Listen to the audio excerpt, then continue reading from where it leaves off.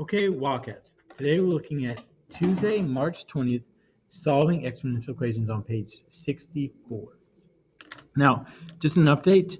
I will actually be out because I'll be at the UIL competition with my math UIL team. So just keep that in mind. I'll be absent that day. Okay. All right. So if you would update your table of contents. All right. Now your table of contents are updated. Let's take a look at the notes. All right. Solving exponentials by graphing in same base on page 64. Ways to solve exponential equations. The first way, get same bases. Step 1, rewrite each side with the same base. Step 2, since the bases are the same, the exponents are equal. Step 3, solve the equation for x.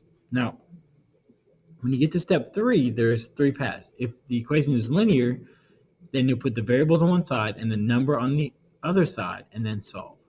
If it's quadratic, you're going to put it in ax squared plus bx plus c equals 0. And then step 5, you'll factor or use the quadratic formula. And then if you factor, you'll set each factor equal to 0 and solve. If you use the quadratic formula, you'll just solve the quadratic formula. All right, and if the third path is if there are 4 terms, in step 4 will be factor by grouping, and step 5 would be set each factor equal to 0 and solve. All right,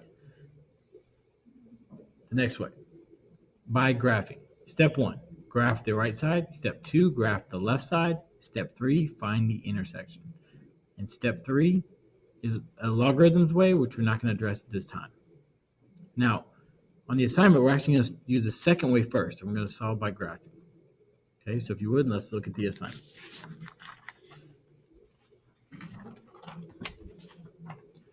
All right. Solving exponential equations on page 64. Solve each equation by graphing. All right, so the first thing it says is to graph the right side. So we're going to graph the right side, which,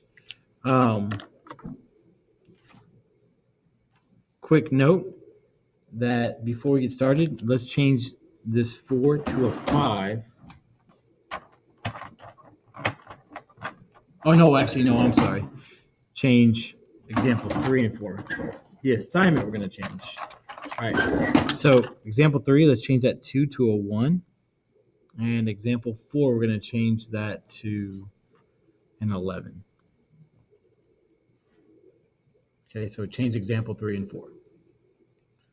All right, now example 1 and 2 are fine. It's problem number 1 on the assignment. We'll have to do the next change, okay?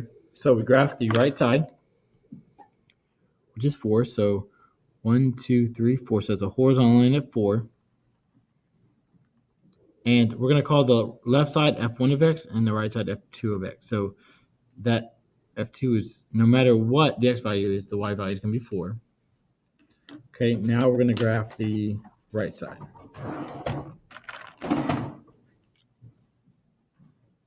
Okay, now for the right side, exponentials, the parent function starts at 0, 1. So that's where we're going to start to move for our transformation. So here we're at 0, 1, and transformation goes up 1. So there's our point. This plus 1 is our asymptote. So we have a horizontal asymptote at y equals 1.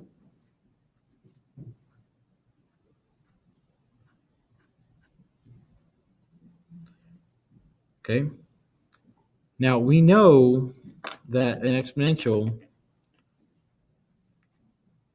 curve looks like that. Okay. Unless it's negative, then it's going to look like that. Okay. So because of that, we know that our curve is going to come from here. It's going to go up. Now we need to find out at what x value they intersect. So it could either be 1, 2, 3, 4, so on. So we're going to start with 1. Okay.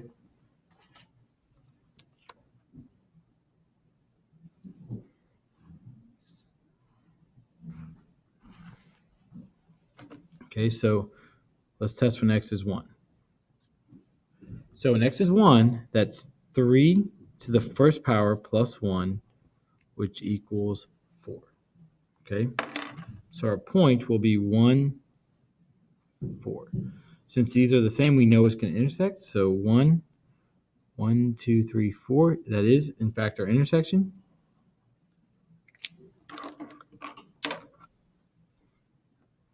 So you know you have the solution when the two y values or f of x values are the same. So we can say that our solution is x equals 1.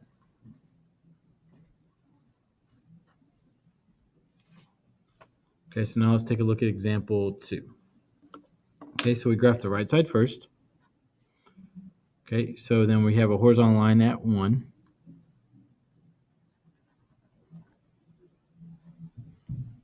Okay, now there's no plus or minus value, so we know we have a horizontal asymptote for the left side at y equals 0.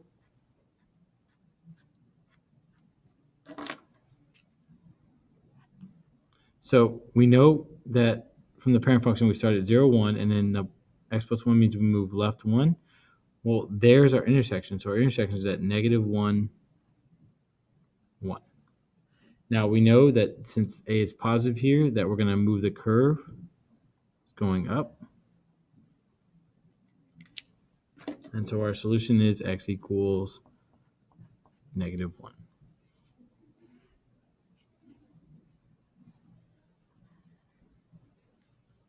Okay, so now let's take a look at example 3. Okay, so we graph the right side. Remember, we changed that value to 1. So we have a horizontal line at 1. Okay, and then we're going to graph the right or left side. Now, this value right here tells us our horizontal asymptote, so that we have a horizontal asymptote at y equals negative 3.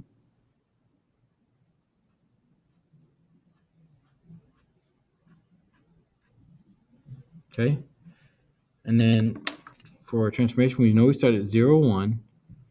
So the minus 1 tells us to go to the right 1 and then down 1, 2, 3. Okay, now we know an exponential curve moves like this, and it's going to go up from there.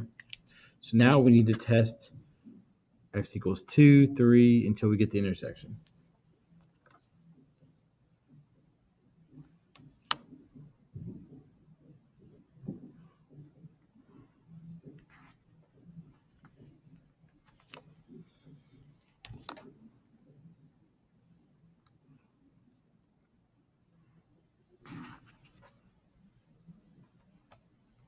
All right, so now let's test x equals 2.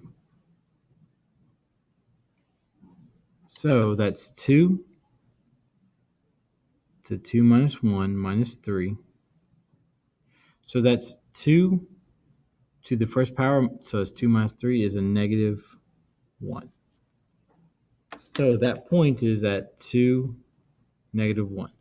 These aren't the same, so we know it's not an intersection. So we go 2, negative 1. So now we test x equals 3. You're going to keep doing that until you find the intersection.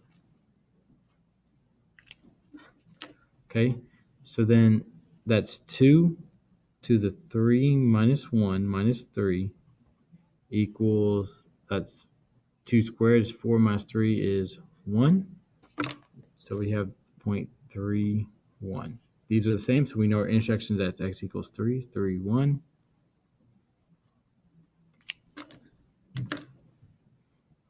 So our solution is x equals 30.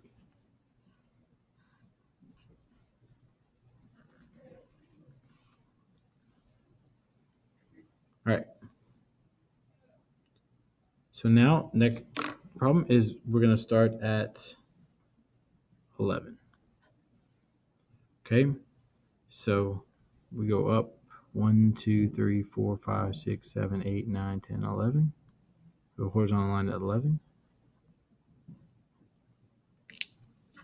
Okay, and then graphing the left side, we know we have a horizontal asymptote at y equals 3. So 1, 2, 3.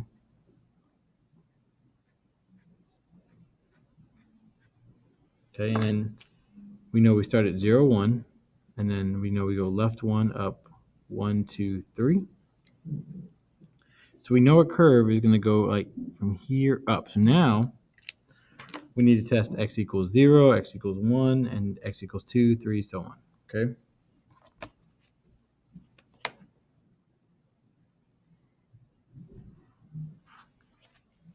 All right, so now let's try when x equals 0. So that's 2 to the 0 plus 1 plus 3. Well, that becomes 2 to the first power, so 2 plus 3 is 5. So 0, 5. We know that this isn't our intersection, but we'll graph it. 1, 2, 3, 4, 5. So now let's test x equals 1. So that's 2 to the first power plus 1 plus 3. So that's 2 squared is 4 plus 3 is 7. So we have a point at 1, 7. Still not the same, so we know it's not an intersection. Okay, so now let's try x equals 2. So that's 2. So that's 2 to the third power, which is 8, plus 3, which is 11.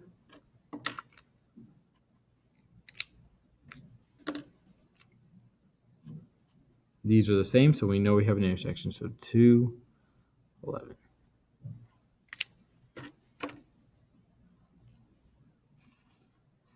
So our solution is x equals 2. All right, now bear with me. I forgot to add some lines to 5, 6, 7, and 8. So it's going to take me, let's see, just a few seconds.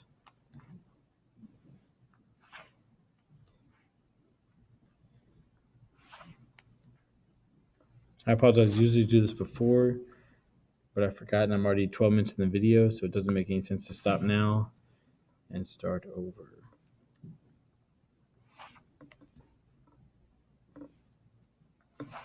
All right, that should be enough. So now let's take a look at example 5. So now we're into the first way, get the same bases. So we have to think, well, what number can we raise to a power to give us for this? And in that case, answer that is 3. 3 squared gives us 9. Now, since that 2 is in the exponent, it stays with the 8 minus x. And then since 3 is the base, we're going to try. Let's see if we can get 3 to make 27. Well, 3 to the third power gives us 27. Since the 3 is in the exponent, it stays with the x minus 3. All right, now that the bases are the same, we can say the exponents are equal. So we have 2, 8 minus x equals 3 times x minus 3.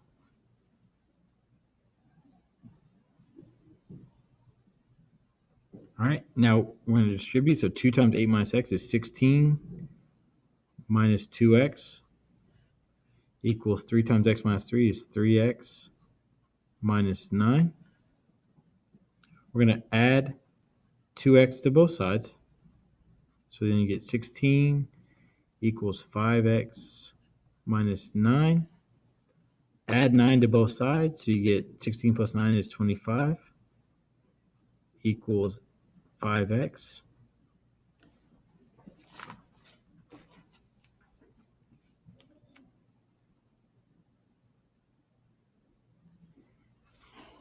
So you divide 5 by both sides, so x equals 5. All right, so now let's take a look at example 6. So we need the same bases. Well, 2 looks like a base that we can work with, so see if we can raise 2 to a power to give us 8. So 2 to the third power gives us 8. Since the 3 is in the exponent, it goes with the x. And then now they have the same base. Since the base is the same, the exponents are equal, so 3x equals 1x plus 6. We subtract 1x from both sides, so you get 2x equals 6. Divide 2 by both sides, so x equals 3. All right, now let's take a look at example 7. All right, so 2 seems to be a base we can work with. So let's see. We have 2 to the x minus 1 equals, now we think 2 to the what power? Well, in order for this exponent to go down, we need to use a negative exponent. And so we can use 2 to the negative 6.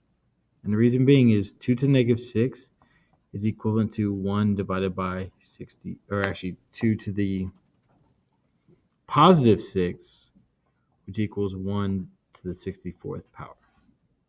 Okay, so now the bases are the same, exponents are equal, so 1x minus 1 equals negative 6.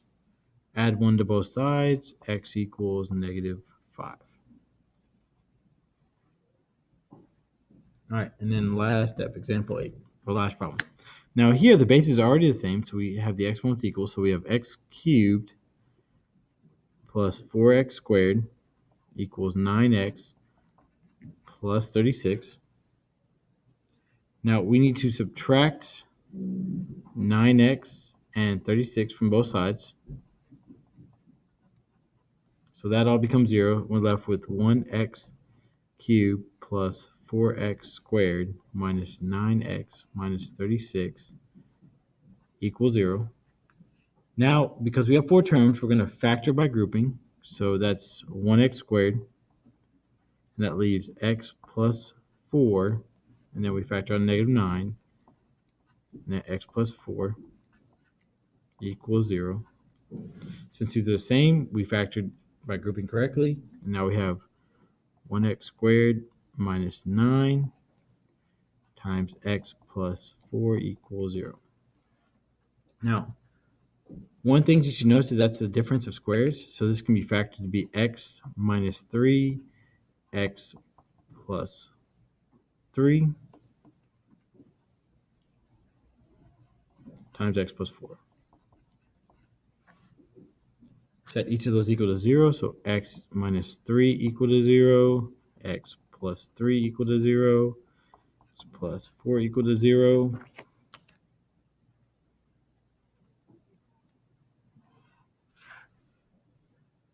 It's a terrible, terrible line, but it'll work. X equals 3. X equals negative 3. And x equals negative 4. All right, so finish that up. All right, now, before you get started on the assignment, I need you to make one change to the assignment. On number 1, change 4 to 5 right there. Change that to a 5. All right, at this point, what I recommend doing is pausing the video and working through your assignment. Now, because I'm going to be absent today, I'm going to actually give you the solutions to check your work, okay? So I wouldn't just watch through, but now you'll know that you have the assignment to check, okay? So I assume at this point you've worked the assignment and now you're ready to check your work. So here are the solutions to the assignment. All right, I'm gonna leave them up here about 5 seconds per problems because I figure you can pause. All right, so you've checked 1 and 2. You can check problems 3 and 4. Okay. Now you can check problems 5 and 6.